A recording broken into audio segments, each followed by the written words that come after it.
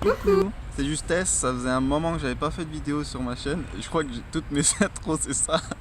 En ce moment je suis beaucoup plus actif sur une autre chaîne qui s'appelle The Social Coffee Movie. Je pense que je vous en ai déjà parlé. Et en ce moment je suis sur le montage d'un court métrage que j'ai réalisé avec des amis où j'oppose en fait deux visions du monde, une de la justice et l'autre de la justesse à travers des personnages joués. Voilà. En tant qu'acteur. C'est moi qui représente les deux personnages, mais bon voilà. Je vous tease un petit peu le truc sans trop faire de truc, ni de bidule. Et du coup, dans cette vidéo, j'aimerais vous partager un petit peu une idée qui m'est venue, une pensée sur la souffrance. Donc la souffrance, qu'est-ce que c'est? Je vais vous dire un petit peu ce que j'en pense, comment est-ce que je la définis, après j'irai voir un coup sur internet au cas où pour me corriger. Pour moi, la souffrance, c'est focaliser sur les choses que l'on ne veut pas et oublier de percevoir des choses que l'on veut. Et cela provoque un mal-être, je pense. Et ça peut être aussi, et c'est souvent, je pense, en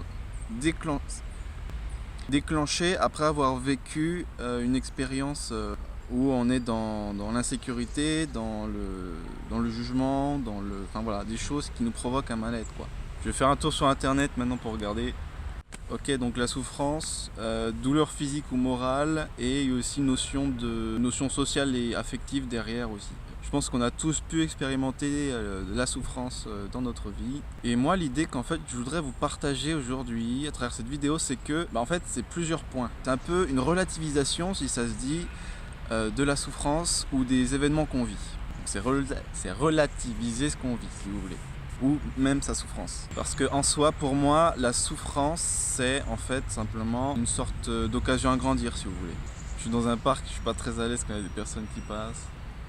Donc la souffrance, pour moi, c'est un événement d'occasion à grandir. C'est-à-dire que la souffrance est peut-être un passage qui va nous amener à changer notre vie, à faire qu'on va bouger quelque chose. Peut-être que c'est nécessaire, peut-être pas, je ne sais pas. Mais en tout cas, la souffrance pour moi, c'est pas quelque chose à rejeter, c'est quelque chose pour moi à vivre et à transformer. Parce qu'une fois que tu as vécu ta souffrance et que tu es dans une situation particulière, alors il va falloir que tu fasses quelque chose pour t'en extirper. Et le plus difficile, je pense, c'est lorsqu'on essaie de se trouver des excuses. En disant, non, ce n'est pas possible, vu ce que je vis. Par exemple, on peut me dire, mais comment tu peux dire ça alors que voilà, moi je sais pas, je vis ça, voilà, je suis à la rue, mes parents sont décédés, je ne sais pas. Moi j'aime malgré tout penser que j'aime l'idée que tout est possible, à condition qu'on le veuille vraiment. Et quand on veut vraiment quelque chose, on fait tout pour y arriver. Donc si tu veux t'extirper de la souffrance, je t'en donne les moyens. Si tu veux trouver un logement, si tu veux changer de partenaire, si tu veux rompre, je sais pas moi, je t'en donne les moyens. Si tu veux vraiment. On peut me dire très bien que faire des démarches quand on est dans une certaine situation, c'est difficile. Ouais, c'est difficile, c'est sûr. Moi je pense que oui, il y a des situations qui sont vraiment difficiles à vivre. Mais si tu te morfonds sur toi-même, c'est clair que tu vas pas t'en sortir. Ou alors avec beaucoup moins de chance, quoi. Récemment, j'ai vu une vidéo, c'est une vidéo YouTube en fait de youtubeur Thibaut InShape, que vous connaissez sûrement, qui a fait une vidéo avec une personne qui est handicapée, qui n'a plus de bras ni de jambes et qui est vice-champion de France, il me semble, des Jeux paralympiques de natation, et il nage mieux que Thibaut InShape. Et au départ, il décrit qu'effectivement, lui, il a sa maladie depuis la naissance. Et il décrit que lui et sa famille ils auraient pu très bien déprimer et puis s'apitoyer sur leur sort et puis s'arrêter là, quoi. Mais lui il a dit non, il a préféré faire de son handicap et de ses souffrances une force pour avancer. Et c'est ça l'idée que je voulais vous partager aujourd'hui. Que les souffrances c'est aussi un moyen de gagner de la force pour avoir envie de se lancer. Quand on est dans une grande souffrance et qu'on a envie de se lancer, on se dit là j'ai tellement rien à perdre, je suis tellement dans une situation d'inconfort qu'il faut que je fasse quelque chose, et tant pis du regard des autres, tant pis si je me rate, il faut que j'essaye.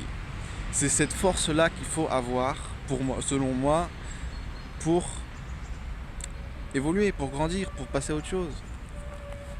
Et je trouve ça très inspirant. Ok.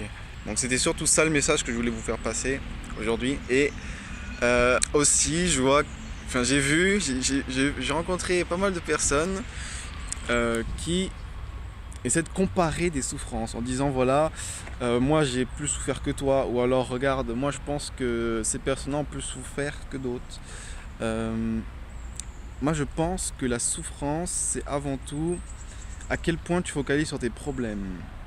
Et c'est pas une question de mesure, de situation. Mais c'est en fonction de la personne qui la vit. Parce que moi, j'aime l'idée, je pense qu'il est possible que même dans une des pires situations, tu peux très bien te relever et sourire, tu vois. Et réussir à être heureux, malgré la situation. Alors évidemment, vous pouvez me dire que non, mais parce que vous vous projetez dans une certaine situation et vous me dites mais regarde là par exemple, t'imagines t'es un esclave noir, comment tu fais pour dire j'aime la vie comme ça. Bon, bon sur le coup, bah oui mais bon, l'idée c'est ça, c'est de relativiser pour gagner de la force.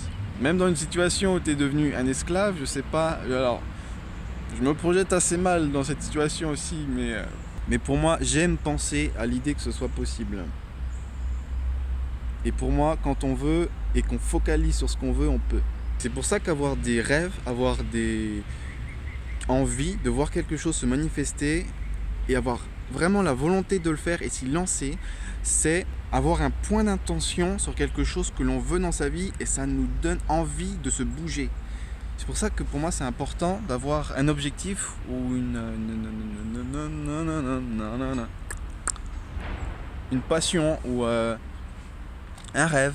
Et pour ce qui est de mesurer la souffrance, pour moi c'est en fonction de l'individu qui vit l'événement, quoi. Parce que j'ai vu aussi des débats où certains disaient que voilà, il y avait dans certains génocides, voilà, si tu te réfères aux chiffres, je pense que ces personnes ont plus souffert que d'autres.